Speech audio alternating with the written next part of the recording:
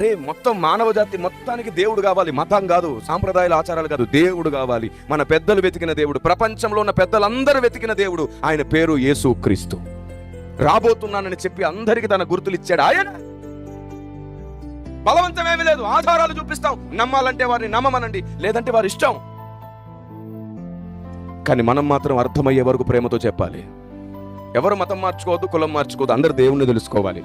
20 సంవత్సరాల నా సేవా అనుభవంలో 3 విషయాలు ఎక్కువ బోధించాను. 1, ఆ ఒక్క దేవుడు ఎవరో తెలుసుకో, ఆయన్ని ప్రేమించు ప్రాణంగా.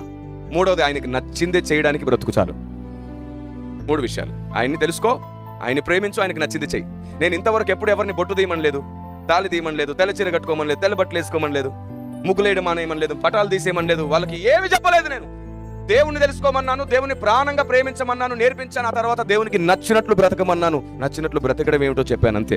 వారే ఆ తర్వాత కాలంలో భక్తిని నేర్చుకుని, భక్తిలో స్థిరమై, ప్రార్థనలో స్థిరమై, విశ్వాసంలో స్థిరమై, వారే దేవునికి నచ్చినట్లు మార్చుకోవడం ప్రారంభించారు. చెప్పకూడని మన నోటితో చెప్పి శత్రువులం అవుతున్నాం.